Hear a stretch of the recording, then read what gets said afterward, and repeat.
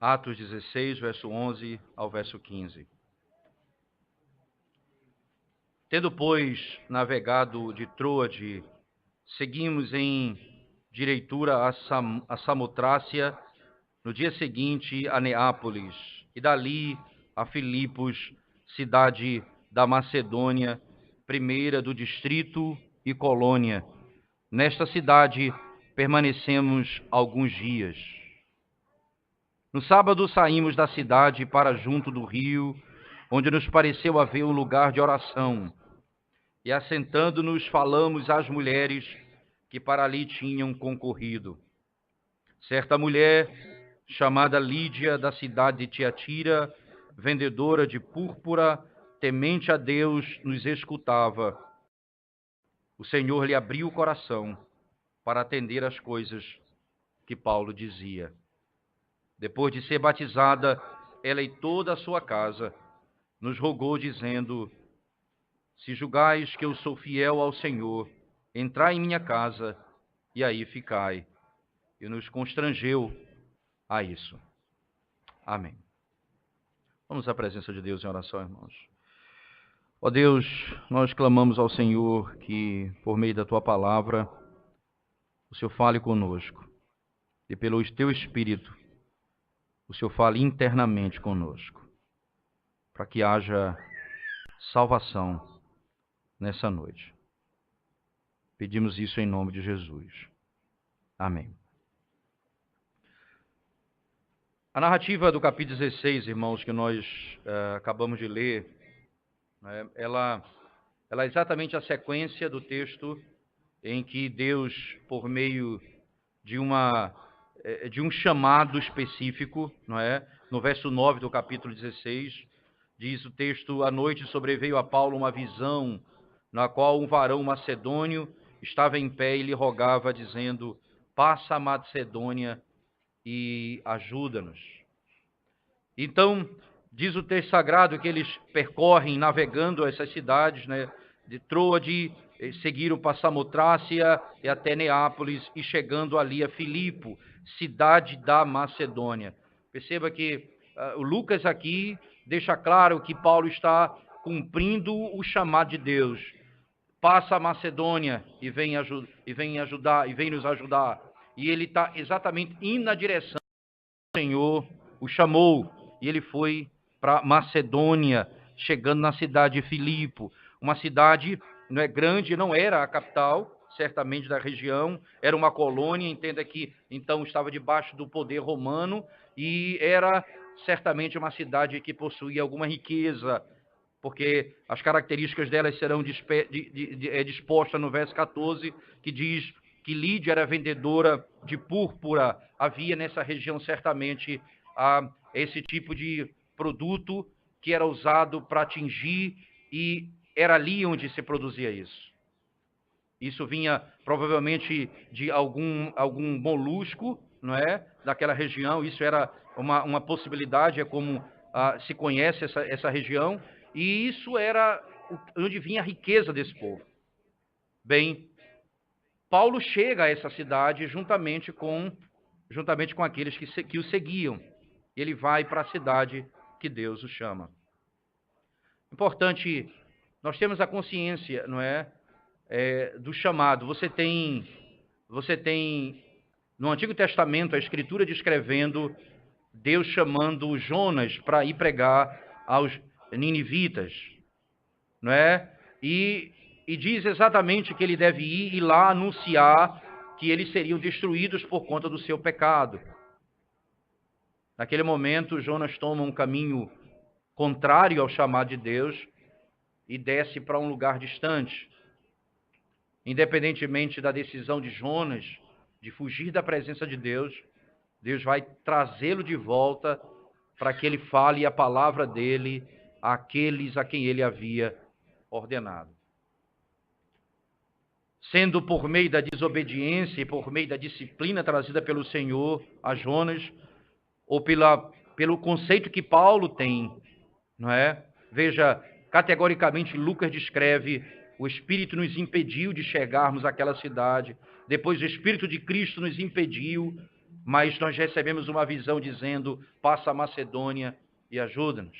E eles vão exatamente na direção da cidade, da região que o Senhor havia chamado. E lá eles chegaram naquela cidade.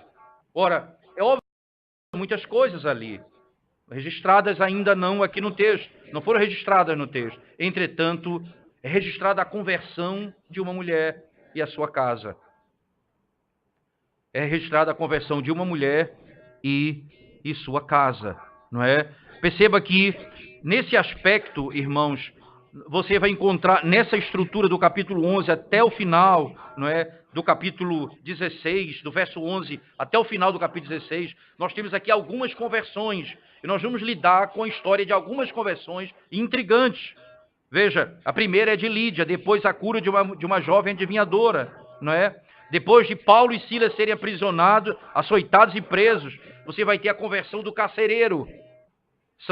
São narrativas que falam de conversões por meio da pregação, obviamente, do Evangelho, e o alcance e o poder da palavra de tirar pessoas da morte e redimi-las perfeitamente, como nós acabamos de ler aqui no texto.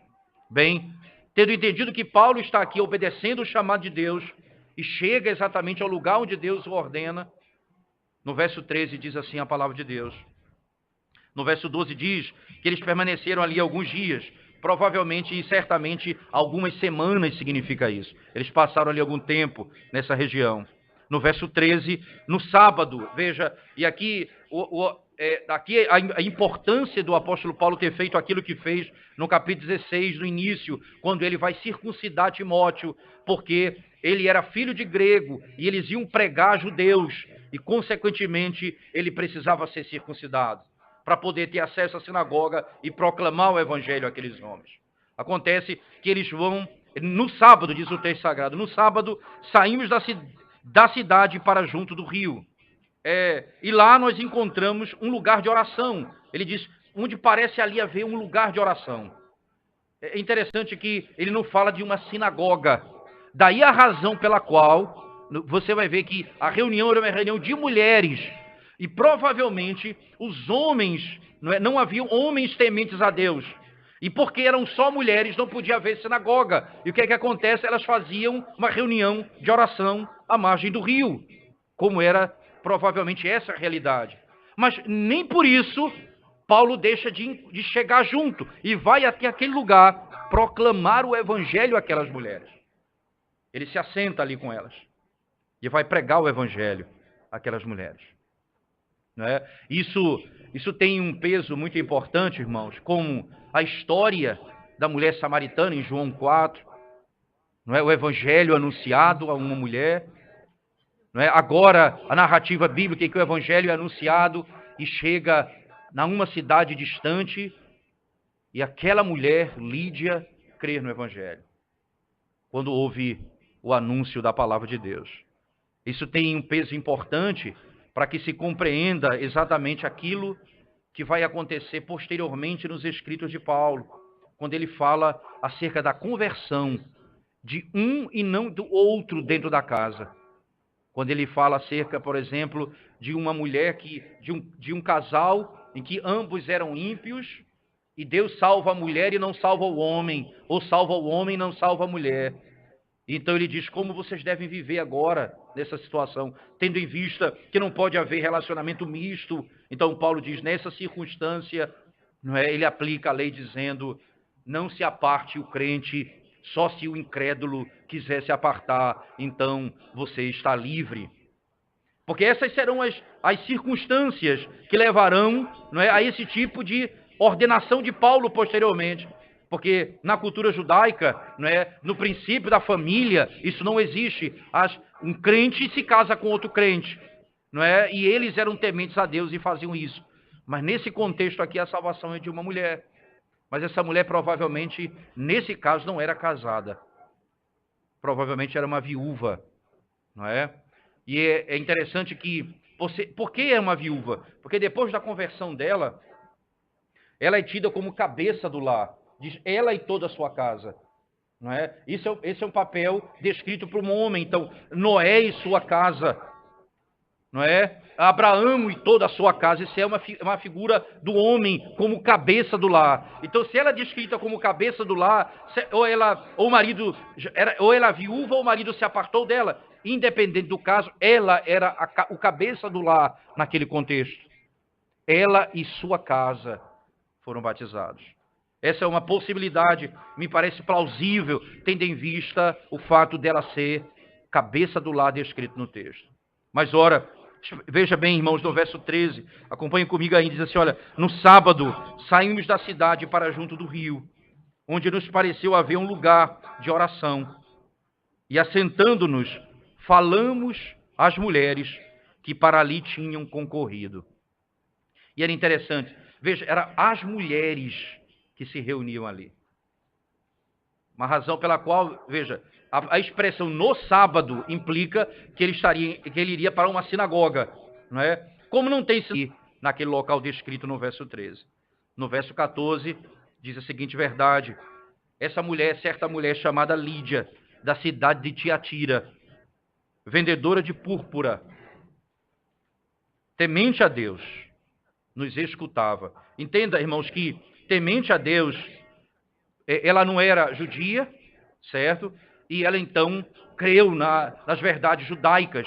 E ela era então uma mulher que temia Deus. Como você tem descrição disso em vários lugares. Por exemplo, não é? No capítulo 10 do livro de Atos, você tem não é? a conversão, se você voltar lá, no capítulo 10 você vai encontrar a conversão do centurião Cornélio, não é? Que era um homem temente a Deus. Era um homem temente a Deus. Mas Pedro foi levado a pregar o evangelho a ele. Veja duas coisas importantes. Mesmo ele sendo temente a Deus, o evangelho teve de ser anunciado a ele, porque ele não era salvo ainda. Isso era um grupo naquela época de gentios que entenderam e se converteram às práticas judaicas e se reuniam no sábado para poder servir ou adorar ao Senhor com uma estrutura judaica. Eles temiam ao Senhor.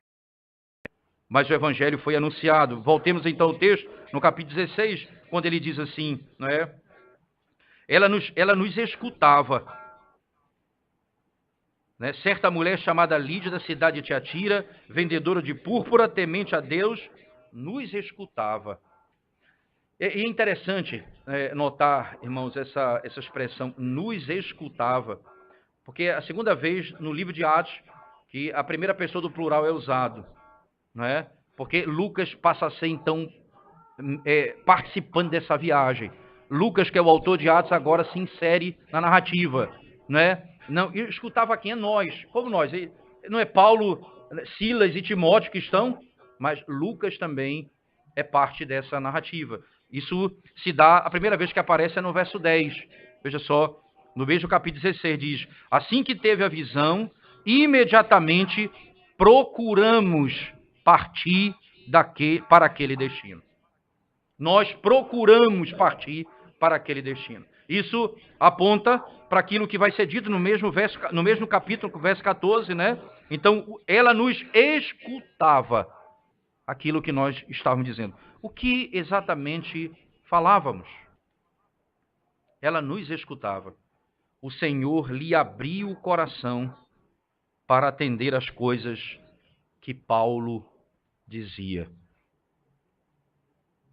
Para atender as coisas que Paulo dizia. Então não era todo mundo pregando, Paulo então passa agora a proclamar o evangelho e veja como é descrita a conversão dela. O Senhor lhe abriu o coração. O Senhor lhe abriu o coração. Essa é uma expressão, não é?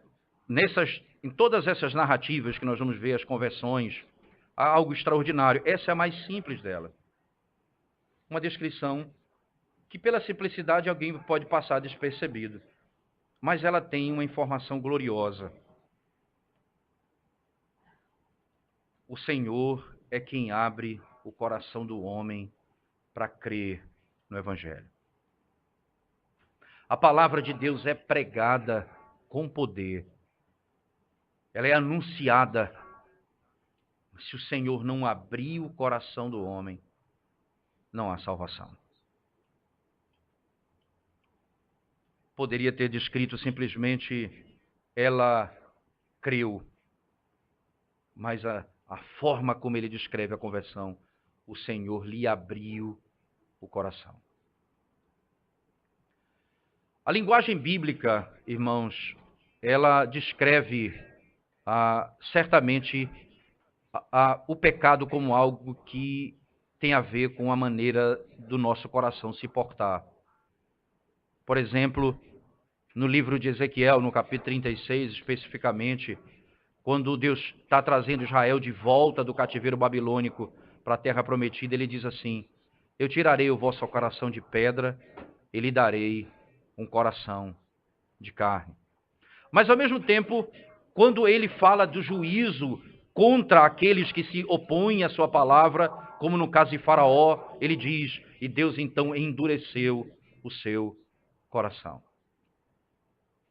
Mas o texto também diz, o coração de Faraó foi endurecido. Ele mesmo endureceu o seu próprio coração. Porque, naturalmente, é assim que o coração se porta. Ele não está pronto para receber a verdade de Deus. O entendimento do homem, a compreensão do homem, não é capaz de capturar exatamente a verdade do Evangelho, se o Senhor não abrir o entendimento do homem.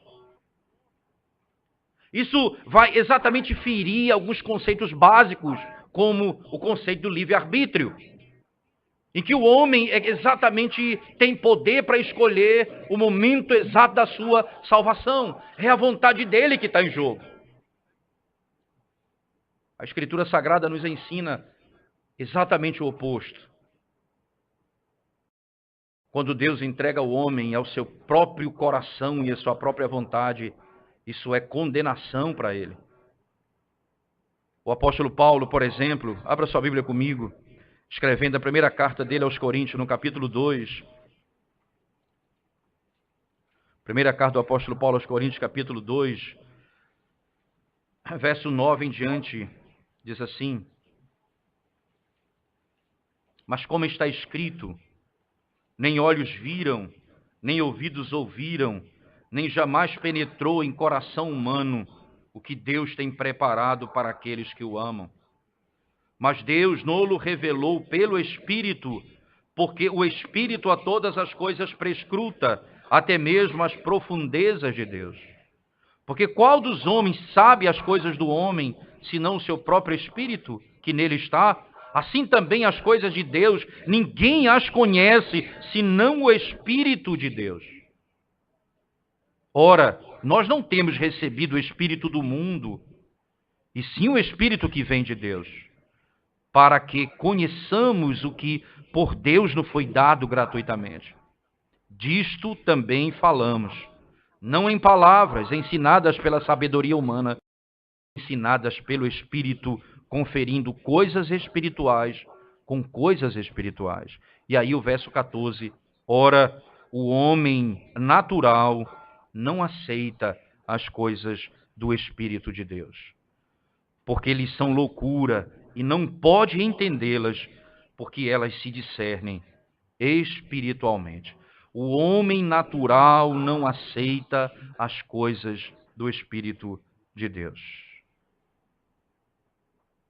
O apóstolo Paulo descreve a incapacidade do homem. Entenda que o homem natural, e é importante essa distinção bíblica, o homem natural é todo aquele que nasce nesse mundo. E por isso a salvação é descrita como nascendo do alto, ou nascendo do Espírito, ou nascer de novo. Essa linguagem aponta para um novo nascimento. Veja, nós todos nascemos naturalmente, e quem nasce nesse mundo não tem o entendimento das coisas de Deus, porque nasce numa estrutura caída, é caído por natureza. E se Deus não abrir o entendimento dele, ele não pode compreender as coisas de Deus. Ele não consegue entender as coisas de Deus.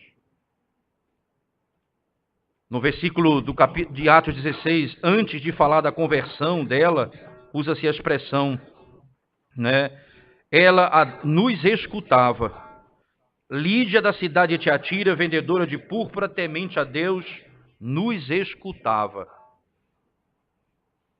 E é interessante esse ato de escutar a palavra, não é? Escutar o Evangelho, ler o Evangelho. Isso é que se chama de chamado externo do Evangelho. A pregação é feita, todo domingo se proclama o Evangelho, as pessoas escutam, mas elas estão ali duras, com seu coração insensíveis à voz de Deus. Entra pelo ouvido, sai pelo outro, se assim fosse possível. Não dão a mínima para a palavra de Deus, saem para fazer a mesma coisa, vivem do mesmo jeito. A palavra é pregada dominicalmente, mas eles vivem da mesma forma. O que é isso? Isso é apenas o chamado externo. Apenas entra no ouvido do homem. A capacidade auditiva dele é manifestada. Ele pode ouvir, mas como diz o profeta Isaías, Deus disse a ele, para que eles não escutem com seus ouvidos. Eles podem até ter capacidade de ouvir a pregação, mas eles não atendem à voz de Deus, porque estão mortos. O Senhor disse essas palavras ao povo de Israel, lá no Evangelho de João, no capítulo 8. Por favor, abra sua Bíblia comigo. Evangelho de João, capítulo 8.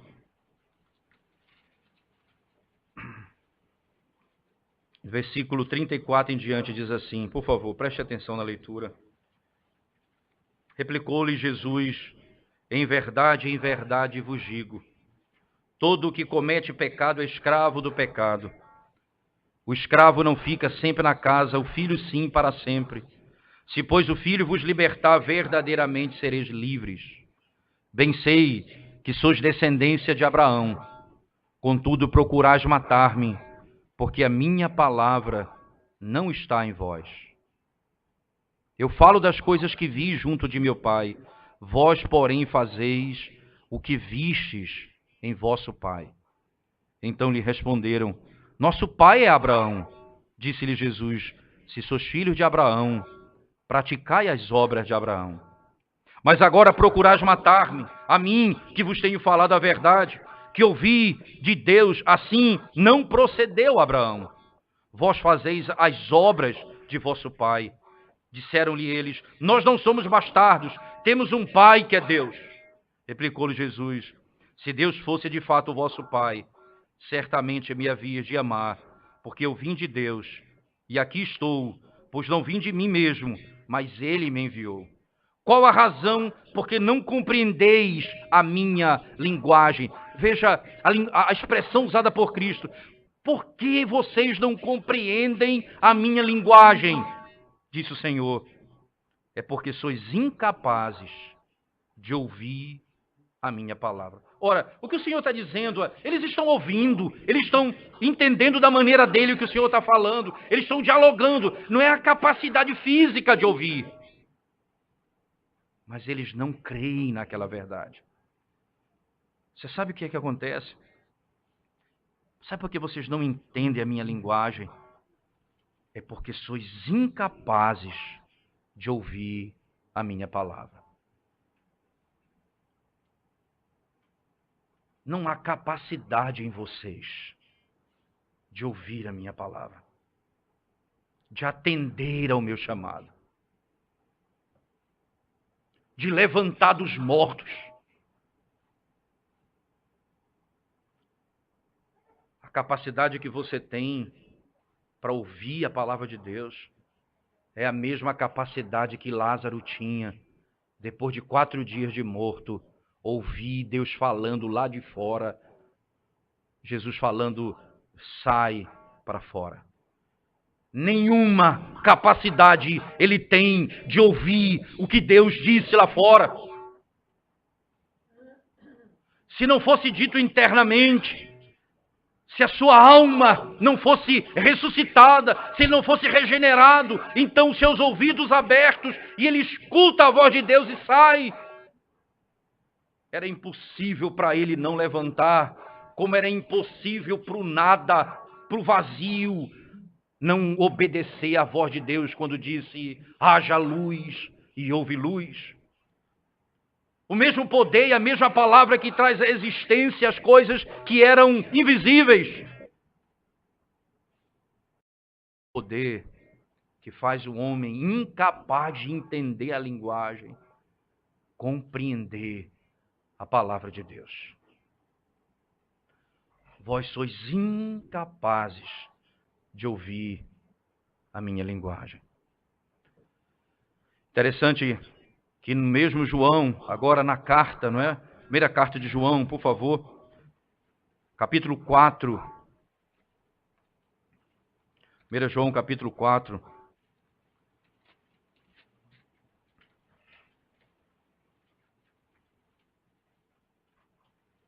Diz assim: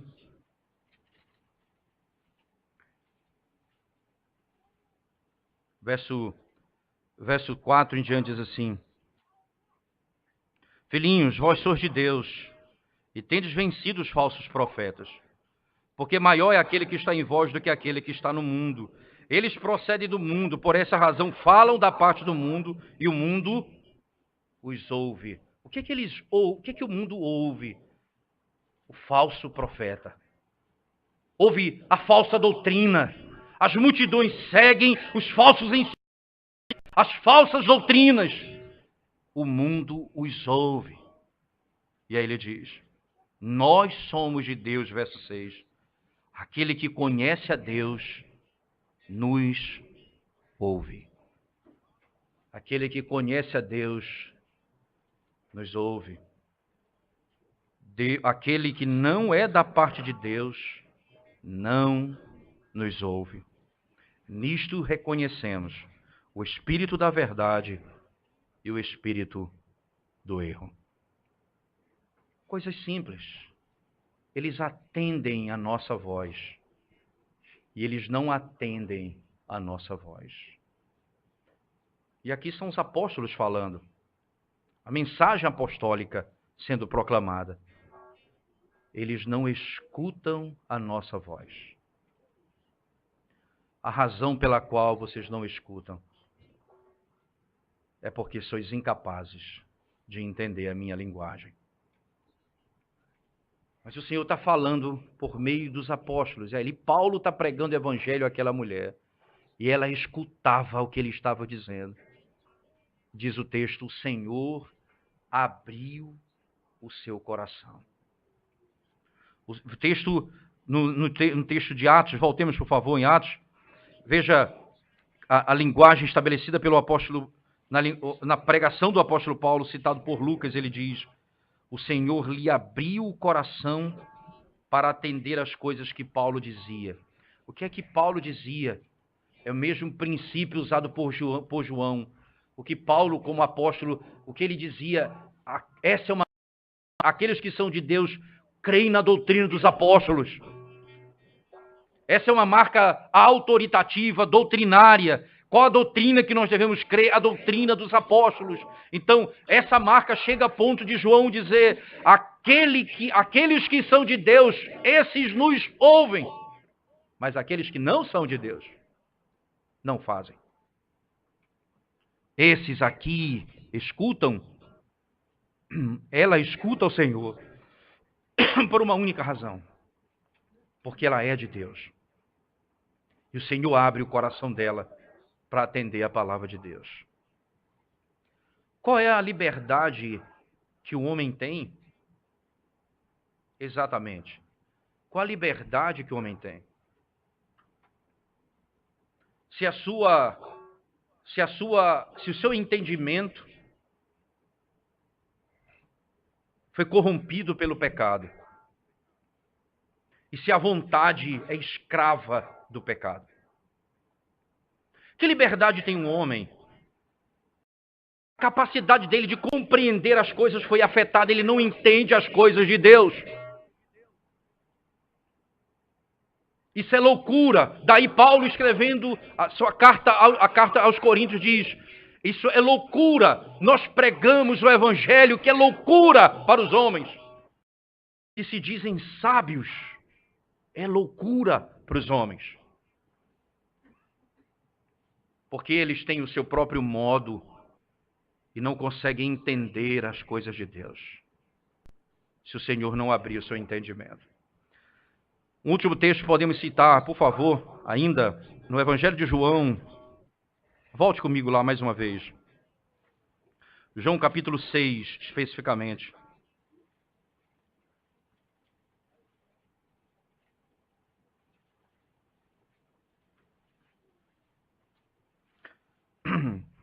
Versículo 32 em diante diz assim: Replicou-lhe Jesus: em verdade vos digo, não foi Moisés quem vos deu o pão do céu, o verdadeiro pão do céu é meu Pai quem vos dá.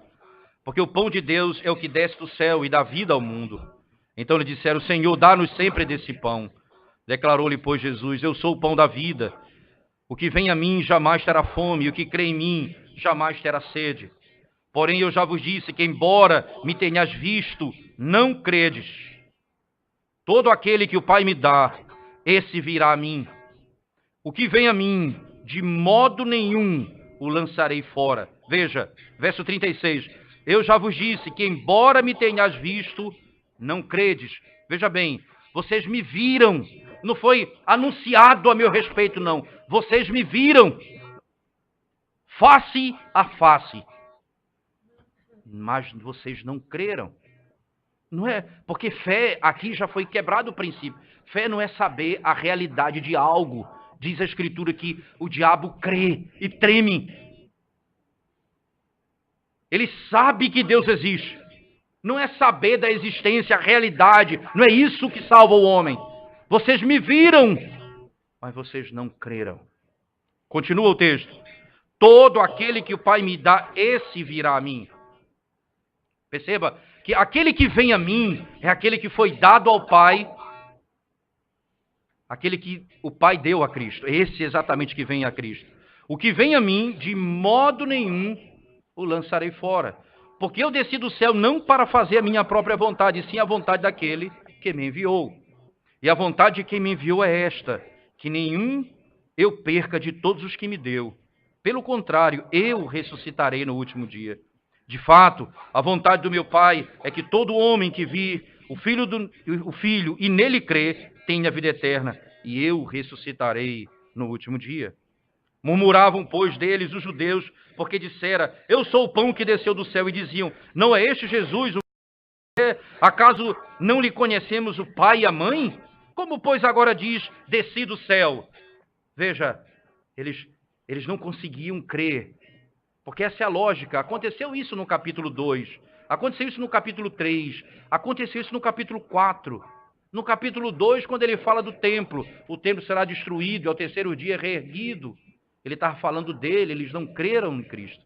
No capítulo 3, ele fala a Nicodemos: se não nascer de novo, não pode ver o reino do céu. Eu tenho que voltar ao ventre da minha mãe. Como pode isso? Em João 4, se eu beber da água que eu te der, nunca mais terás sede. Ela creu para poder não mais vir ali naquele lugar ter que tirar água todo dia. Ela não entendeu o Evangelho. A mesma coisa aqui. Jesus está dizendo, eles estão dizendo: ora, como é esse? Ele nasceu, o pai dele não é José? Acaso não lhe conhecemos o pai e a mãe? Como, pois, agora diz: desci do céu? Respondeu-lhe Jesus: não murmureis entre vós. Ninguém pode vir a mim, se o Pai que me enviou não o trouxer, e eu o ressuscitarei no último dia. Jesus disse: não murmureis. A verdade é simples. Ninguém pode vir a mim, se o Pai que me enviou não o trouxer. Está escrito nos profetas, e serão todos ensinados por Deus. Portanto, todo aquele que da parte do Pai tem ouvido e aprendido, esse vem a mim. Não que alguém tenha visto o Pai, salvo aquele que vem de Deus, este o tem visto. Em verdade vos digo, quem crê em mim tem a vida eterna. Quem crê em mim tem a vida eterna. O princípio estabelecido pelo Senhor Jesus Cristo aqui no texto, irmãos, nos ajuda a entender aquilo que está disposto lá no livro de Atos. Quem pode crer no Evangelho? Qual dos homens nessa terra pode crer no Evangelho do Senhor? Senão aquele que o próprio Deus abrir o coração. Senão aquele que o próprio Deus abrir o coração. Para atender às palavras do Senhor.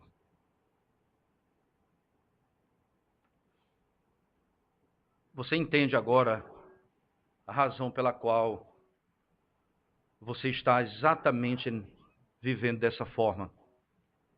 Domingo após domingo, ouvindo o Evangelho, e permanece exatamente do mesmo jeito. Sabe por quê? Porque você não pode compreender a linguagem de Deus.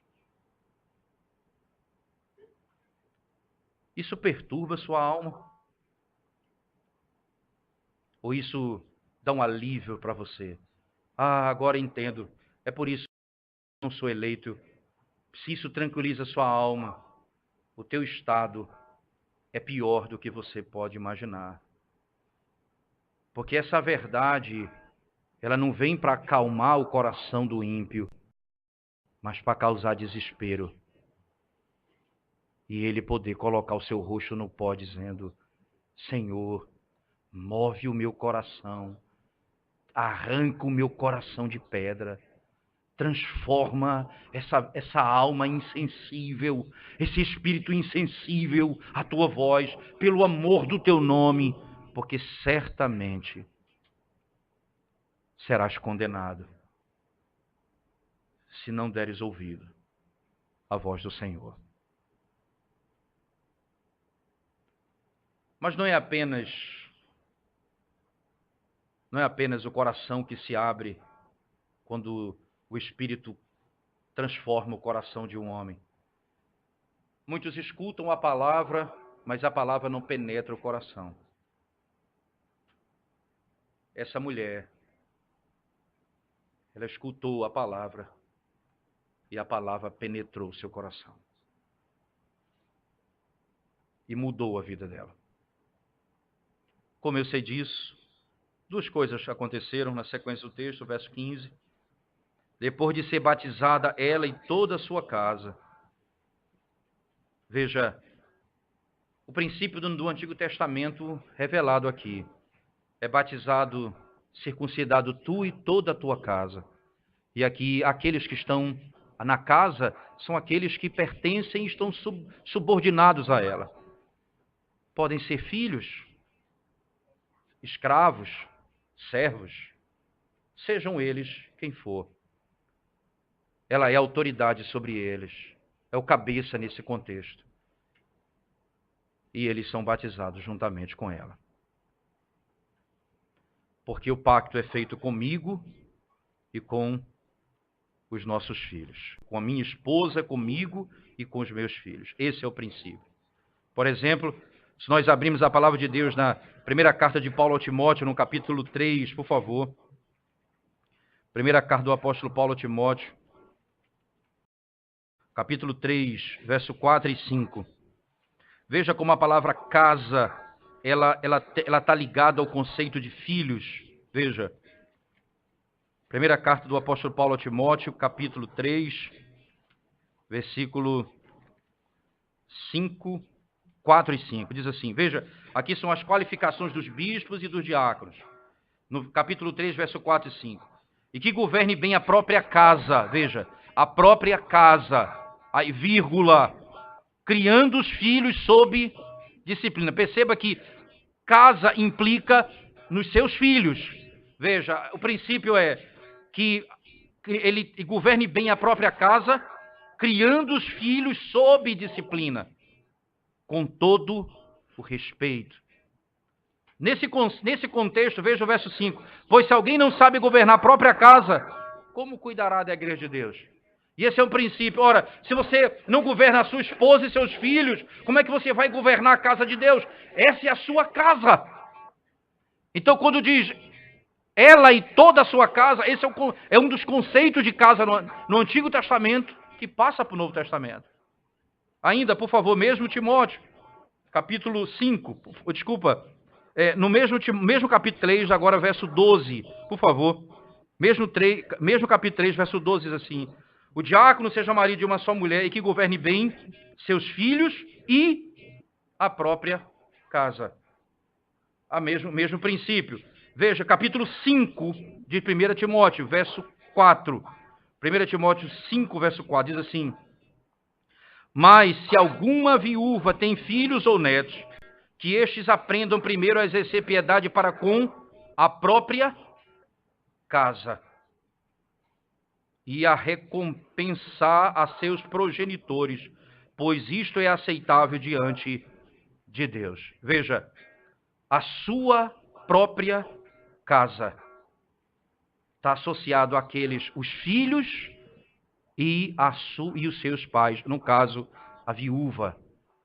Se nesse contexto aqui, a viúva e a sua casa está associada aos seus filhos, não é diferente lá também em Atos 16, quando fala que foi batizado ela e toda a sua casa, porque esse é o conceito bíblico, ela e todos aqueles que estão subordinados a ela.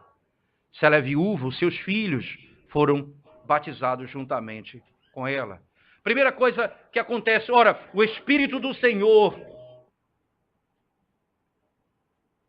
salvou a vida dela.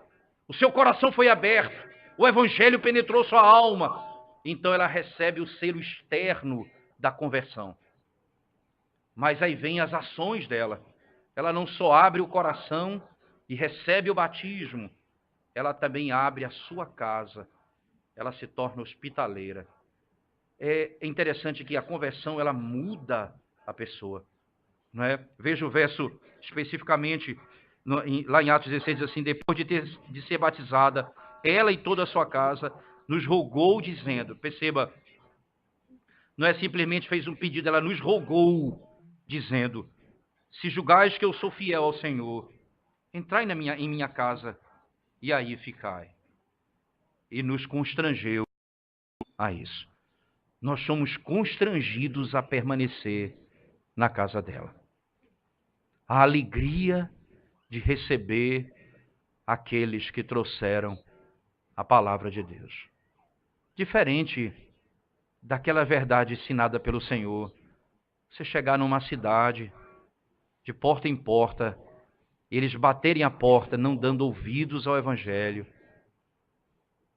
até mesmo a poeira daquela cidade, deixe para trás, deem as costas e saiam. Porque abrir a porta é uma das características. Receber na nossa casa. A hospitalidade é uma das marcas do povo de Deus. Alegria em receber uns aos outros na nossa casa. O Senhor trouxe Paulo, Silas, Timóteo e Lucas até a cidade em que se encontrava Lídia. Porque aquele lugar tinha alguém que pertencia a ele. E ele foi buscar por meio da pregação. Porque não há outro meio para alguém ser salvo senão a pregação do Evangelho. Como ouvirão se não há quem pregue? E como crerão se não forem enviados? O Senhor enviará os seus para que todos os seus eleitos estejam eles onde estiverem. Eles serão salvos e redimidos pelo poder do Evangelho. Foi isso que aconteceu.